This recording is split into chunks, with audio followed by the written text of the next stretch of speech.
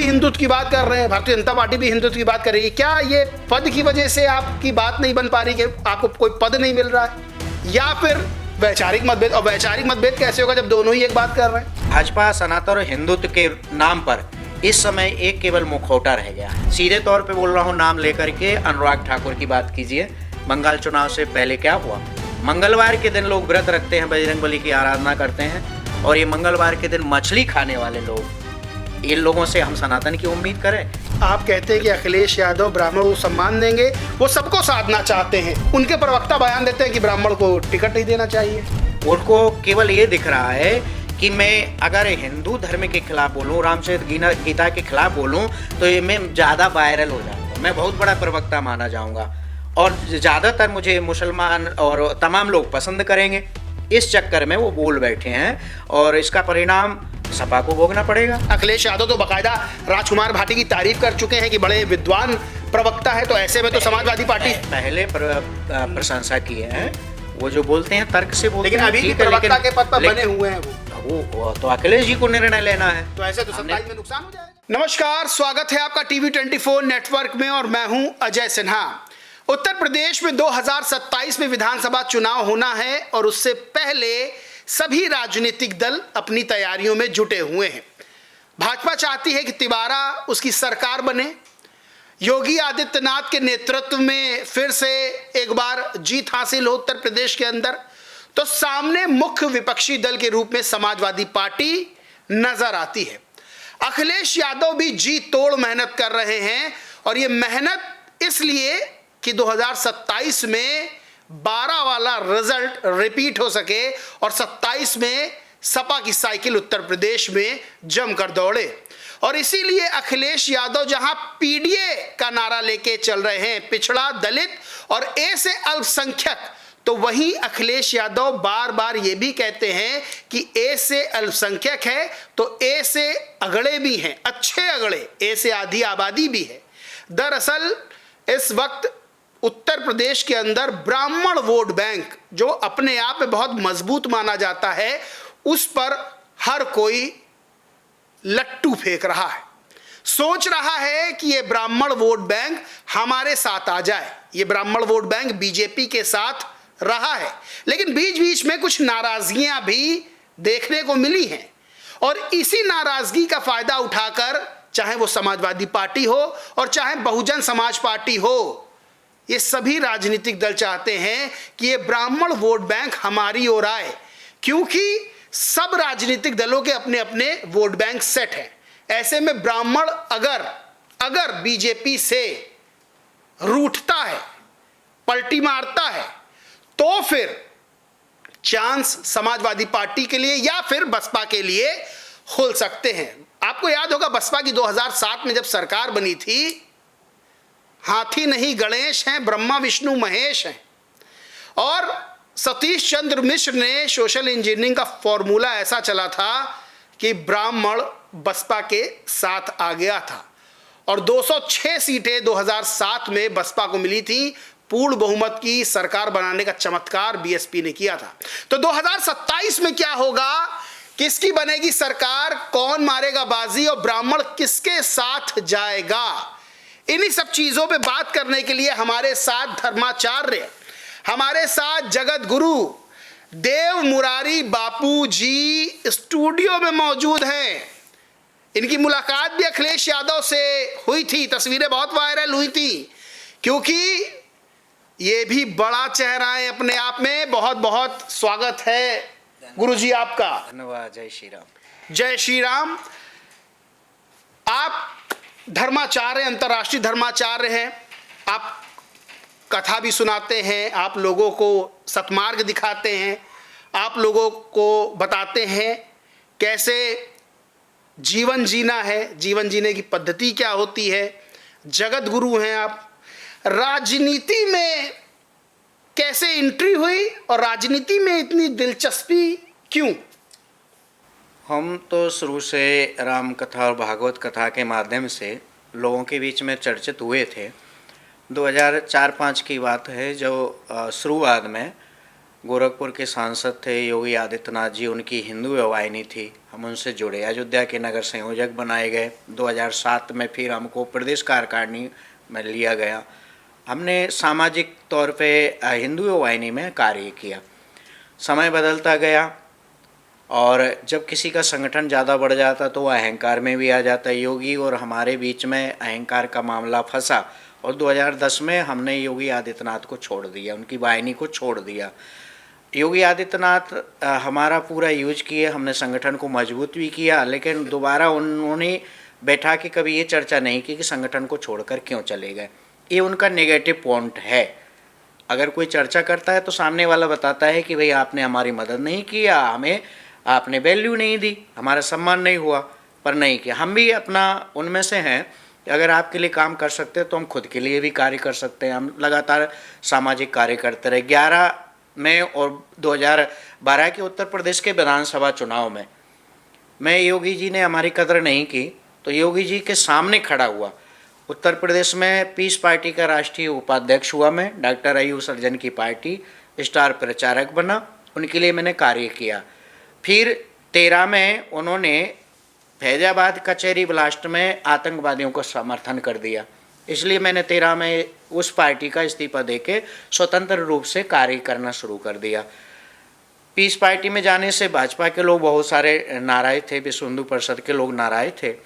14 के लोकसभा चुनाव आने से पहले भाजपा कार्यालय पर हमको जो प्रदेश उपाध्यक्ष थे शिव प्रताप शुक्ला जी देवरिया वाले, जो अभी हैदराबाद राज्यपाल हैं, उन्होंने हमको भाजपा की सदस्यता दिलाई। 2-3 साल मैंने इंतजार किया और मिलता भी रहा। मैंने बोला कि जिम्मेदारी दायित्व दीजिए। जैसे कहावत है कि ऊसर जमीन में कोई बीज नहीं बोता, उसी तरह हम कार्य करने वाले हैं तो किसी पार्टी के लिए इस तरह से कार्य नहीं करेंगे, जिम्मेदारी के साथ कार्य करेंगे। कोई वैल्यू नहीं दिया गया, समय बदलता गया, हम फिर आगे बढ़ते गए और हमने आगे सारा कार्य किया। इस बीच में हमारे सोशल मीडिया पे जितने भी चाहने वाले थे, लगभग 25 हिंदूवादी संगठनों में आज मैं राष्ट्रीय स्तर से पदाधिकारी हूँ, संयोजक, सचिव, महासचिव, संरक्षक आदि।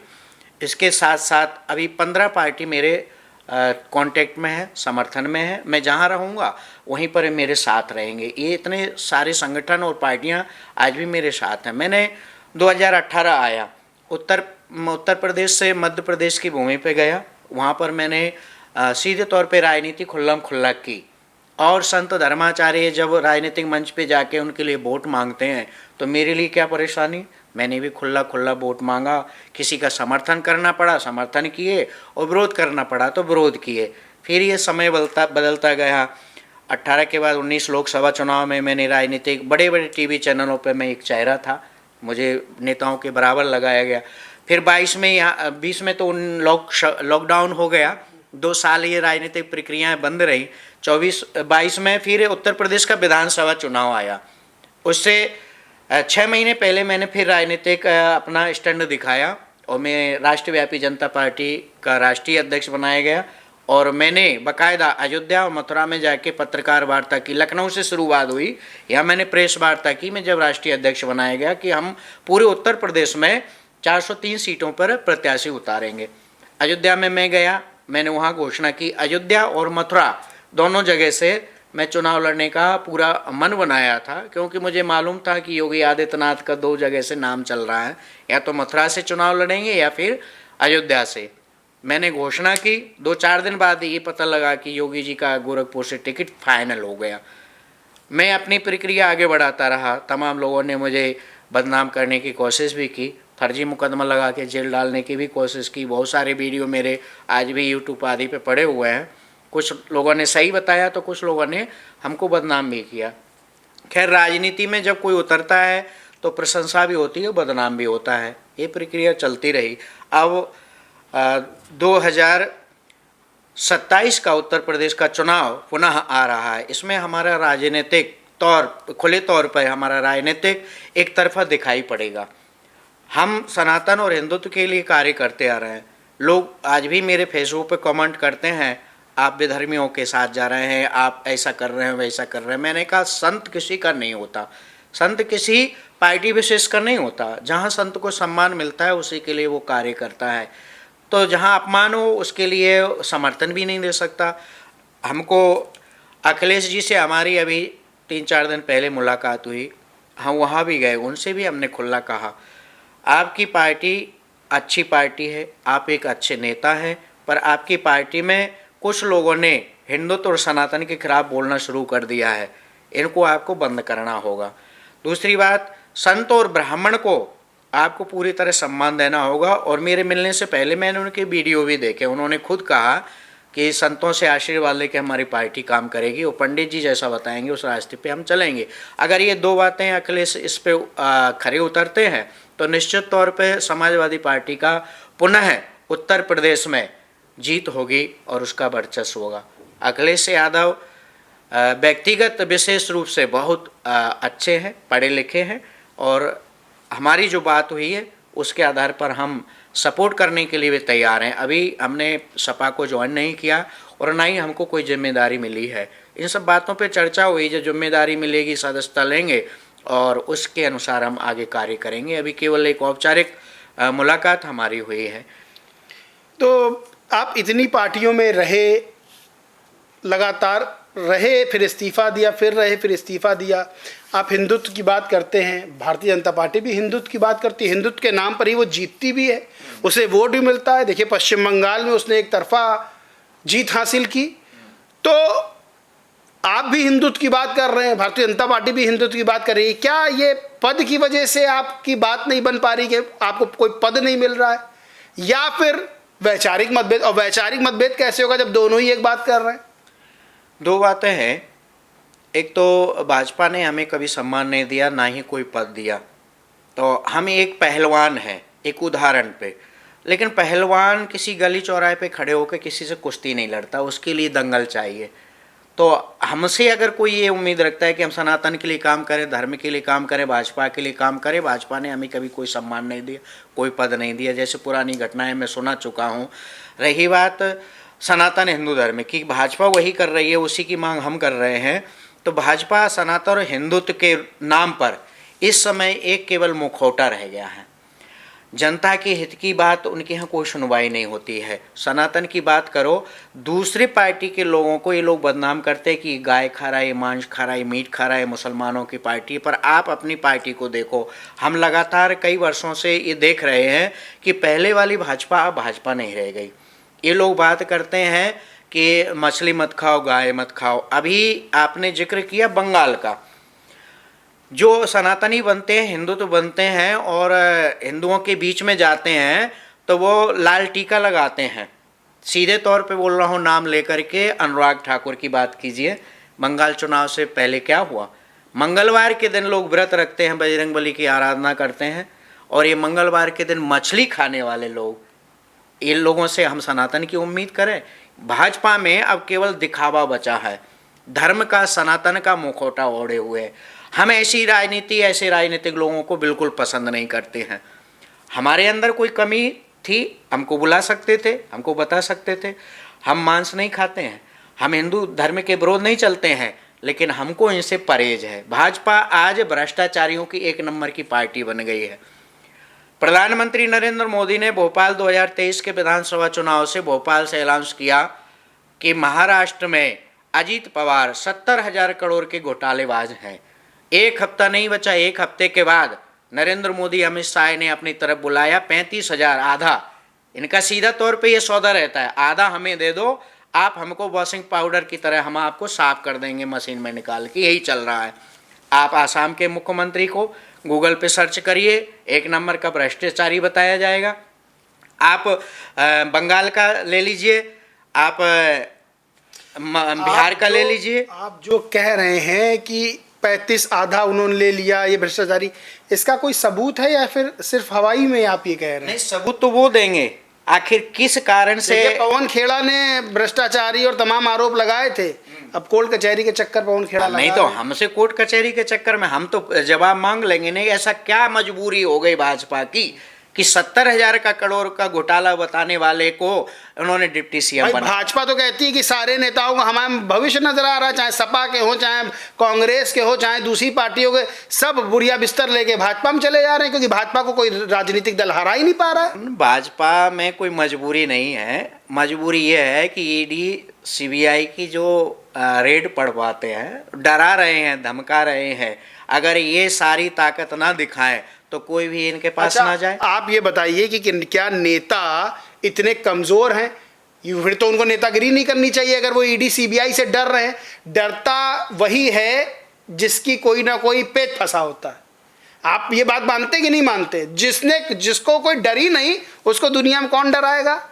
नहीं, ये तो स्वाभाविक है। आज ये बात ये कह रहे हैं भाजपा वाले कि हम किसी को डरा धमका नहीं रहे।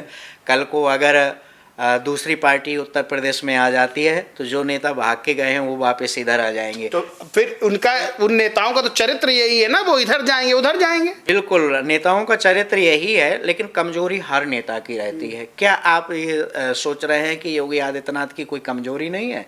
क्या आप ये सोच बैठे हैं कि नरेंद्र मोदी जी की कोई कमी नहीं है, जिन्होंने बीफ कंपनियों से 250 करोड़ का चंदा लिया? अगर कोर्ट नहीं हो तो क्या कर रहे हैं इसके बारे में कोई ना जान अच्छा, पाए। आपकी नजर में कौन सी ऐसी पार्टी, कौन सा ऐसा राजनीतिक दल है जो ईमानदार है, जो जनता के लिए काम करता है, जो हिंदुत्व की बात खुलकर करता है? देखो, हमारी नज़र में तो हिंदुत्व एक ऐसा चीज हो गई है कि हिंदुत्व का मुखौटा, हिंदुत्व की बात करना और अपनी पार्टी को जिताने का एक एजेंडा बन गया है, जिसमें भाजपा सबसे एक नंबर पे है। अब दूसरी पार्टियां ये सोचने लगी हैं और वो मजबूर हैं कि बिना हिंदुत्व के हम अपनी सरकार नहीं बना सकते, हमारी पार्टी नहीं जीत सकती। तो ये सब लोग अपना अपना प्रयास कर रहे हैं। जो अच्छा प्रयास कर लेगा वो एक नंबर पर रहेगा। मतलब बेवकूफ बनाने में हिंदुओं को। हिंदू तो बेवकूफ़ बन रहे हैं, जानबूझ के बन रहे हैं। हमारी 2014 से आप एक उदाहरण ले लीजिए। हिंदुत्व, राम मंदिर, इन सभी मुद्दों को लेकर के एक पार्टी जीत हासिल करती है और उसके बाद फिर लगातार जो वादे किए गए, जिन बातों को लेकर कि हम देश का विकास करेंगे, देश नहीं बिकने देंगे और तमाम हिंदुत्व को मजबूत करेंगे, इन बातों को लेकर के आई। आप महंगाई आज कहाँ पर है? जब महंगाई पर कोई एक शब्द बोलता है तो तुरंत हिंदू हिंदू चिल्लाना शुरू कर देते हैं, राम मंदिर और काशी विश्वनाथ बताना शुरू कर देते हैं। तो ये हिंदुत्व के लिए सही पहचान थोड़ी मानी जाएगी। तो गुरुजी ये भी तो बताइए आप कि जब कोई महंगाई का झंडा बुलंद करता है कि महंगाई बहुत बढ़ गई है, सामने बीजेपी के हिंदुत्व की बात कर देती है, आप कह रहे हैं, तो समाजवादी पार्टी भी पीडीए की बात करने लगती है। तो बात तो यही है कि मेन मुद्दों पे कोई बात नहीं कर रहा है। नहीं, वही मैंने कहा कि 10 साल से उत्तर प्रदेश में जिस सरकार को हम लोग देख रहे हैं, अगर कोई मेन मुद्दों पे बात नहीं करता, अपने विकास से भटकता है, विकास की बात नहीं करता है, तो उसका ग्राफ भी घट जाता है। 2017 में उत्तर प्रदेश में भाजपा आई, कौन प्रदेश अध्यक्ष था आपको मालूम, मेहनत किसने की आपको मालूम, प्रदेश मुखिया प्रदेश का किसको बनाया गया? दूसरे को बनाया गया। उस समय भाजपा का 300 पार सीट थी। दूसरी बार 2022 में सीधे तौर पे योगी आदित्यनाथ को चेहरा बनाया गया, ग्राफ घट गया। 300 पार से सीटें घट करके 268 के आसपास आई, तो ग्राफ घटा। आप जब मुख्यमंत्री हैं, आपने विकास किया है, आपने अच्छा काम किया है, आपकी सीटें बढ़नी चाहिए, उल्टी घट रही हैं। इसका मतलब यह है कि आप जनता का कार्य नहीं कर सके, प्रदेश का विकास नहीं कर सके, केवल डपोर संघ की घोषणाएं कर रहे हैं। तो जनता ने जवाब भी दे दिया। आप देखिए, 2 बार से भाजपा की केंद्र में पूर्ण बहुमत की सरकार, लोगों को लगी आशा कि अब सुधर जाएंगे, अब सुधर, 2 बार जिता दिया, तीसरी बार नहीं जीत पाए। तीसरी बार खुद की पूर्ण बहुमत की सरकार नहीं है, 272 सीट नहीं है इनकी, 240 हैं। इन्होंने दूसरों को मिलाकर अपनी सरकार बनाई, तो भाजपा का, मोदी जी का ग्राफ गिरा। ये तो दिल बहलाने के लिए ख्याल अच्छा है, गालिब वाली चीज है। सरकार एनडीए की ही है, प्रधानमंत्री नरेंद्र मोदी भी है। खैर, योगी आदित्यनाथ की बात आप कर रहे हैं कि योगी आदित्यनाथ के नेतृत्व में 22 का चुनाव लड़ा गया और सीटें कम हो गई 17 के मुकाबले। बिहार में योगी आदित्यनाथ जाते हैं, 31 विधानसभा सीटों पर रैलियां करते, 29 पर जीत बीजेपी को हासिल होती है। अभी जब जाते हैं पश्चिम बंगाल, रैली करते हैं, मंच पर शुभेंदु अधिकारी चप्पल उतार के दंडवत योगी आदित्यनाथ को प्रणाम करते हैं। 207 सीटें पश्चिम बंगाल में भारतीय जनता पार्टी की आ रही हैं। तो अगर ये मान लें कि योगी आदित्यनाथ का ग्राफ नीचे आ गया, उनकी पसंद घट गई, तो बड़ी डिमांड तो ये हो रही कि योगी आदित्यनाथ को प्रधानमंत्री बना दिया जाए। ऐसा फिर क्यों है? देखिए, जो योगी को जिस रूप में उन्होंने देखा है 2017 में पहली बार लाए हैं, वो उसी का उपयोग कर रहे हैं और वही फार्मूला अपना रहे हैं। योगी आदित्यनाथ के भाषण से वोट नहीं बढ़ रहे हैं, वहाँ पर आरएसएस, विश्व हिंदू परिषद और सुनील बंसल संगठन मंत्री ऐसे ऐसे लोग लगे हैं। इसकी बंगाल में नींव किसने डाली? वहाँ सबसे पहले जाकर के कौन प्रचार किया? कैलाश विजयवर्गीय प्रभारी बनाए गए थे। तो ये केवल चेहरा किसी और का कर रहा है, इसके पीछे काम कोई और कर रहा है। अगर वो काम करना बंद कर दें तो योगी की जाने से कोई प्रभाव नहीं पड़ता। जब ये पहली बार 17 में चुनाव में मुख्यमंत्री बनाए गए, इन्होंने उस समय भी दौरा किया। कहाँ किया? 5 राज्य के चुनाव होते हैं। 2018 में मध्य प्रदेश भी गए, राजस्थान भी गए, छत्तीसगढ़ गए, सब जगह ये स्टार प्रचारक थे, गए और उन्होंने बोला। तो और तीनों जगह, इधर हिंदी भाषी 3 और 2 दक्षिण भारत के 5 औरत चुनाव चले गए इनके हाथ से। उस समय क्यों योगी आदित्यनाथ का वर्चस्व नहीं हुआ? इसके बाद ये संभले, जब ये संभल गए तब अब इनको कुछ बढ़त हासिल होती है। और स्वाभाविक ही है, जब कोई संगठन हार जाता है फिर वो सजग होकर मेहनत करता है तो जीत हासिल होती है, वही चल रहा है। आपकी अखिलेश यादव से मुलाकात हुई है, संभावनाएं हैं कि आप अखिलेश यादव के लिए जी जान से 27 में जुटें, समाजवादी पार्टी के लिए जुटे। समाजवादी पार्टी से और अखिलेश यादव से आपको क्या उम्मीद नज़र आती है?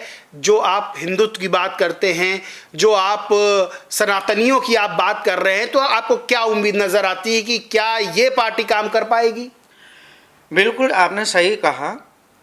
अगर कोई धर्माचार्य, कोई ज्योतिषाचार्य अगर ये बात विचार के आगे नहीं बढ़ता है कि आगे कौन आएगा, किसका भविष्य होगा, तो वो कभी सफल नहीं होगा। हमने तो डंके की चोट पे बोला ना। मध्य प्रदेश के 18 विधानसभा चुनाव में, 18 के विधानसभा चुनाव में कोई नहीं कहता था शिवराज सिंह हारा। मैंने पूरी मीडिया में 15 जिला में जाकर मीडिया के सामने आप स्पष्ट कहा है कि इस बार शिवराज सिंह चौहान हारेंगे, और हारे। फिर 1 साल बाद लोकसभा चुनाव आया तो मैंने भोपाल में दिग्विजय सिंह को वोटिंग से 27 दिन पहले लिखित लेटर दिया, वो आज भी मेरे पास, कि आप चुनाव नहीं जीतेंगे। ऐसा करने वाला मैं ही हूँ। और मैं आज ही दावे के साथ कह रहा हूँ, अखिलेश जी हमारे बताए फार्मूले पे चल जाएं तो 2027 का चुनाव अखिलेश को कोई हरा नहीं सकता। अच्छा, क्या फॉर्मूला है आपका? फॉर्मूला एक ही है, आपके साथ मुस्लिम समाज है, केवल संतों को साध लें और ब्राह्मणों को सम्मान दें। ब्राह्मणों का इस समय उत्तर प्रदेश में बड़ा अपमान हो रहा है, जगह जगह ब्राह्मणों को मारा जाए। ब्राह्मण असंतुष्ट हैं और पिछली बार इन्होंने संतुष्ट करने की कोशिश की तो जीत गए, इस बार इनको वोट मिलने। आज मेरी जो फोटो वायरल हो रही है, मेरा जो मिलने का उद्देश्य लोगों को समझ है। कई ब्राह्मण संगठनों का मुझे फ़ोन आए, हम आपके साथ हैं। तो ये मुझे उम्मीद लग रही है ना, किसी का पता लगता है कि भाई बच्चा पालने में पड़ा है तो पूत के लक्षण पालने में दिख जाते हैं। अखिलेश जी को हमने कहा और उन्होंने कहा कि हम संतों को सम्मान देंगे, हम ब्राह्मणों को सम्मान देंगे, और तो संतों को ब्राह्मणों को सम्मान देंगे तो उसी की जीत होगी। ये अखिलेश की जीत का मुझे भविष्य दिख रहा है। आप कहते हैं कि अखिलेश यादव ब्राह्मणों को सम्मान देंगे, वो सबको साधना चाहते हैं, वो अगड़ों को भी साधना चाहते हैं, पिछड़ों को भी साधना चाहते हैं, अल्पसंख्यकों को भी साधना चाहते हैं, दलितों को भी साधना चाहते हैं, आदिवासियों को भी साधना चाहते हैं। अच्छी बात है राजनीति में। उनके प्रवक्ता बयान देते हैं कि ब्राह्मण को टिकट नहीं देना चाहिए।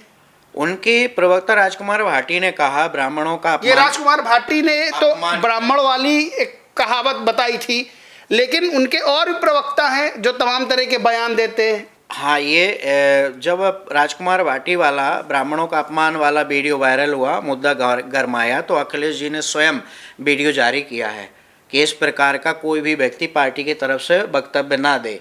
सीधे तौर पे एक बार ये समझ लो कि वार्निंग है, दोबारा अगर राजकुमार भाटी करते हैं तो फिर वो पार्टी का सीधे तौर पे नुकसान करते हैं। दूसरा, स्वामी प्रसाद मौर्य को ले लीजिए, ये 2 वक्ता तो विशेष रूप से खुला सनातन हिंदू धर्म और ब्राह्मणों के खिलाफ बोलते हैं। हमने ये बात बोली है, अगर ये लोग इसी तरह बोलते रहे तो आपकी पार्टी को दीमक की तरह चाट जाएंगे। राजकुमार भाटी का ये कोई एक लौता बयान नहीं है, वो जाटों पर बयान देते हैं, वो बयान देते हैं कि मैं मंदिर नहीं जाता। मेरी रिसर्च चल रही है कि भगवान है या नहीं है। मतलब राजकुमार भाटी इतने बड़े विद्वान, इतने बड़े ज्ञानी, इतने बड़े ज्ञाता, इतने बड़े जगत गुरु हो गए कि वो रिसर्च कर रहे हैं भगवान है कि नहीं।